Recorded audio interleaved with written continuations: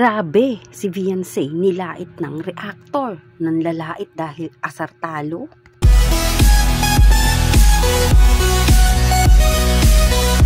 Isang reactor kung ano-ano ang pinagsasabi kay Beyonce.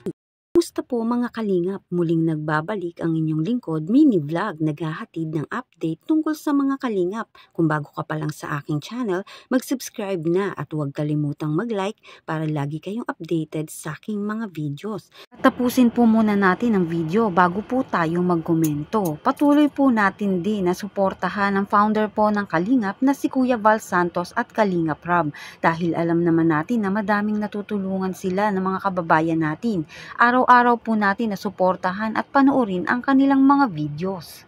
Bago tayo dumako sa ating pinaka-topic, dito po muna tayo mga kalinga. Beyonce nakatanggap ng blessing at bakit nga ba walang vlog ang EDC? At yun nga, binigay na nga po ni Kalingap Rob ang sweldo ni Beyonce sa kanya nga pong live selling nitong nakaraan lang. Kaya nga po pumunta si Beyonce kina Kalingap Rob at yan nga po, inabot nga po din agad ni Kalingap Rob ang bago nga pong sahod na si Beyonce. Binigay na nga po ang cheque sa kanya nga pong pagla-live, kaya malaki talagang tulong mga kalingap ang binibigay nga po ni Kalingap Rob na mga pagkakataon sa kanya nga pong mga beneficiary, gaya nga niya ng pagla-live. Nagkakaroon sila ng iba pang pagkakakitaan mga kalingap na magagamit naman ito syempre ng pamilya ni Beyonce at syempre ni Beyonce sa kanila nga pong mga pang-araw-araw na mga pangangailangan. Kaya naman napakaganda talaga ng mga ibinibigay na oportunidad ni Kalingap Rob sa kanyang mga beneficiary. Basta sumusunod lang at maayos nga pong gumagawa dito nga po sa Kalingap. At yun nga mga kalingap, kahit ang ating mga viewers nagtataka kung bakit nga po wala pang vlog sa EDC. Meron nga bang di pagkakasundo ang dalawa kaya walang vlog? Pero sa palagay ko mga kalingap, wala namang ganun sa EDC. Siyempre baka nga po busy lang, katulad niyan si Kalingap Rob, kapapanganak nga lang po ng kanya nga pong may bahay. Kaya siguro hindi pa sila nakapag-vlog sa iba pong mga beneficiary. At siyempre si Beyonce naman, busy rin yan po sa kanyang pag-aaral at ganun din si Kalingap Edu.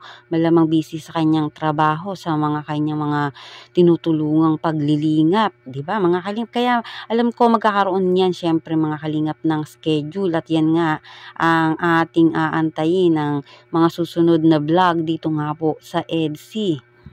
At eto na nga, dito na tayo sa pinaka-topic natin. Grabe, si Beyonce nilait ng isang reactor. Nanlalait nga siguro dahil asar talo. Alam nyo mga kalingap, isang reactor ang nanlalait nga po kay Beyonce. At yan nga po, na-share nga po ni Batang Hamog ang isa nga pong video nito nga pong reactor na si Federico Santos na grabe nga po makapanglait dito kay Beyonce. Galisin daw, umano ito, mabaho ang hininga, pangit ang ipin. Grabe kung ano-ano ang pinagsasabi dito nga po kay Beyonce. Hindi man lang niya maisip na minor de edad ang pinagsasabihan niya.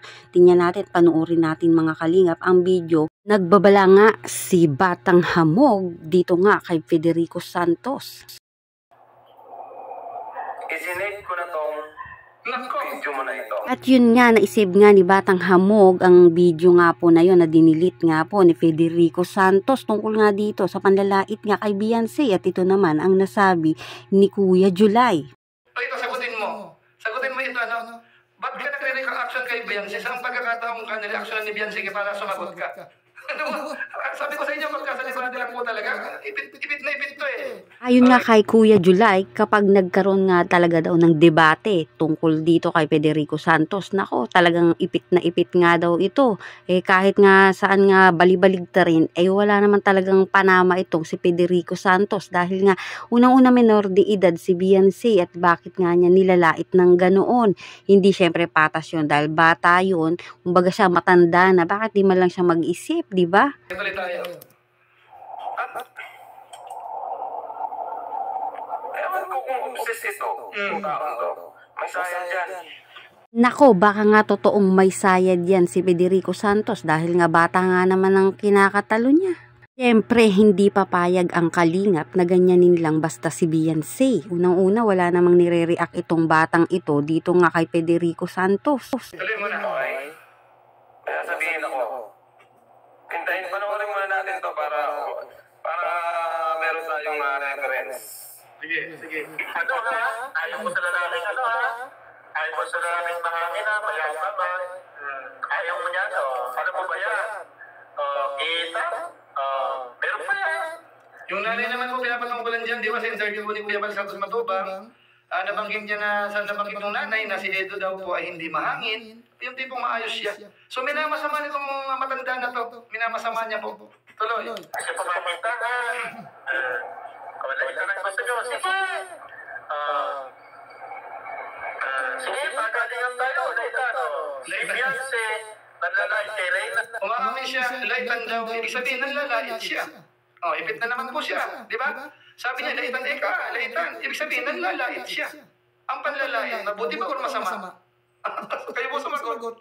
Sabi ko sa inyo tuloy. Si Beyonce, bakit si Beyonce, di pa suki, puro bulok ngipin, suki kaya yan. Ayan, isa, bulok daw ang ngipin ni Beyonce. Ano, bulok ang ngipin?